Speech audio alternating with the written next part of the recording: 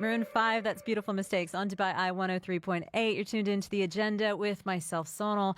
And as many of you are out there listening in your cars, we're talking about what it's going to take to get you out of those cars and using public transport. We'd love to hear from you on 40001.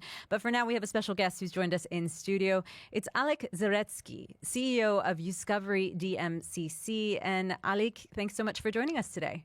Always welcome. And Oleg, you are behind the 𝗨𝗶𝗁 system that many of us have heard a little bit about.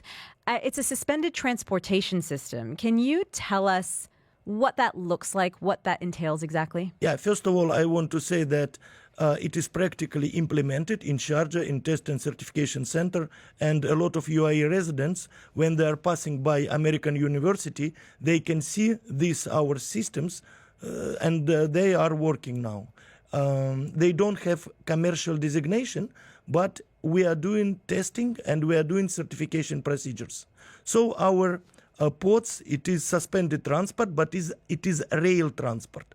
It is the rail transport where rails are produced with pre-stressed steel strands, and our vehicles, electrical vehicles, are moving on these rails. And you know, when I first saw a photo of it, it reminded me of a roller coaster. You know, on roller coasters, sometimes you're hanging off the rail. It gave me a bit of a fright. I thought, okay, it just feels a bit different from what we're used to seeing. We're used to seeing the vehicle on top of the rail. With this, as you said, it's hanging below. Actually, we have different solutions. We have suspended vehicles that are hanging on the rails, and we have mounted solutions where vehicles are mounted on the rails. It's not matter how are they located, the matter that our rails is produced with pre-stressed steel strands. And that is why our technology, it is called Unitsky string technology. And, you know, you just heard us talk a little bit about the rail bus news that's come out. And we're seeing the RTA is exploring a number of different transportation technologies. As one of their partners, what have you discovered about that process? What are they the most interested in when they're looking to implement some of these solutions? First of all, I want to I want to praise RTA for their intention to do something, actually. So they are doing a lot in order to implement innovative transport solutions in Dubai. And this is something that we should appreciate too much. And of course, now they are exploring different technologies because it's not easy choice. Everybody advertises their technology, of course, and RTA should do a lot of job in order to do proper evaluation, technical, commercial feasibility of each technology. And when I see rail bus, okay, I can see that this is just one more technology that is now RTA is trying to evaluate. And using solar panels as part of their model seems to be a repeated theme. I understand 𝗨𝗶𝗁's also looking at using solar energy, electrical vehicles. I mean, the green aspect obviously is a key priority for whatever is implemented. Yes, I think that this is the main mistake of people who are a little bit far from physics. You know, solar does not move vehicles. Solar does not rotate wheels or motors. This is done by electricity. Yes. And solar, it is just one of the sources from where we can get electricity. In the same way, it can come from wind turbine, it can come from burning of oil, from generators and other things. So the main mistake of a lot of people, what they think that the key point is the kind of energy. But this is big mistake, because the key point is the quantity of energy that is consumed by vehicle. So there is no matter from where this electricity comes if this vehicle consumes a lot of energy. So this is for example, if we talk about our suspended vehicles, we consume much less electricity as a normal electrical car, for example, Tesla. Because the consumption of energy, it depends from just one point, friction, actually. Okay, there are some more points, but friction is the main. And when I was listening to rail bus, of course, it's very interesting, but you know, this is the rail transport. And when we talk about rail transport, the weight of vehicle, it's not actually big point, because rail transport, it needs the rolling friction. So weight is not so much important. What is important, this is the source of the energy, the efficiency of motors, of course, safety of transport. So all these points, and how rail bus meets them, we should see.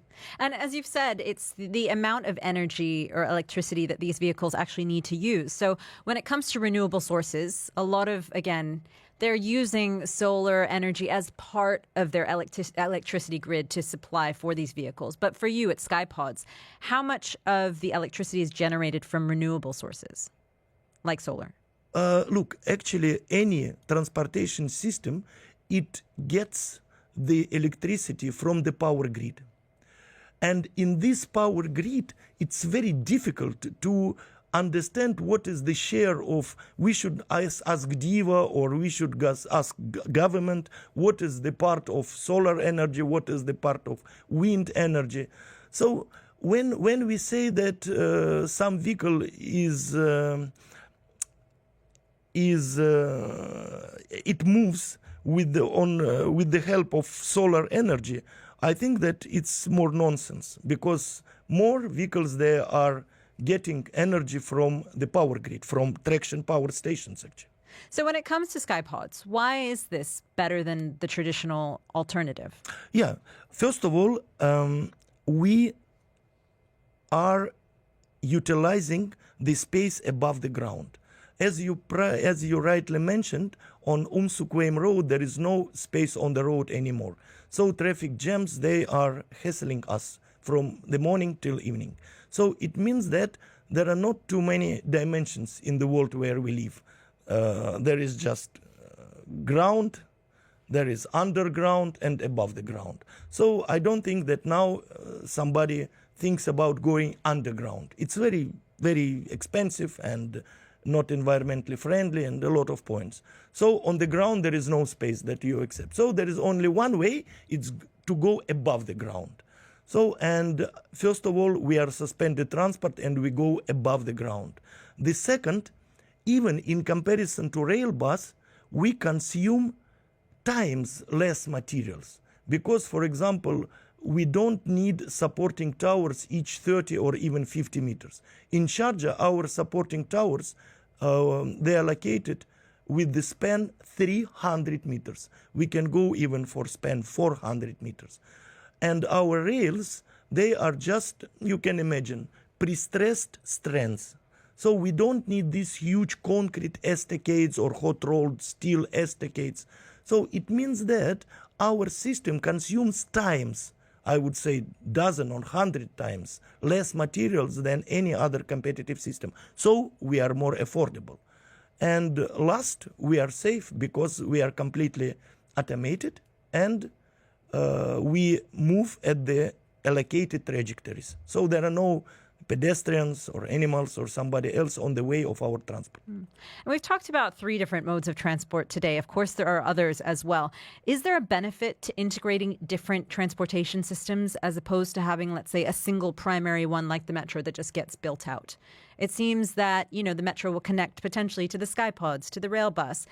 What does that look like? Definitely. And what's the efficiency of that? Any proper public transport solution should have complex base ground, definitely. So it means that it should be combination of different modes of transport.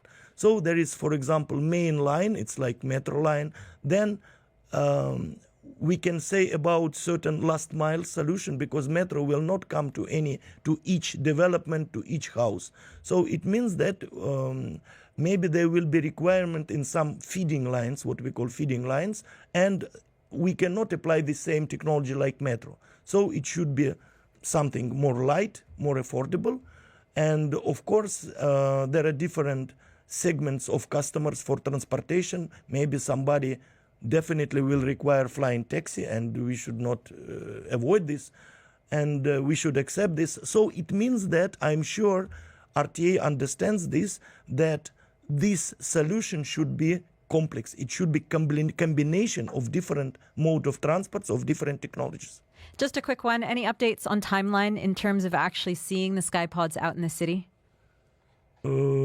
I cannot say. I think that RTA officials should know better. Okay. But we are doing our best to implement our technology as soon as possible.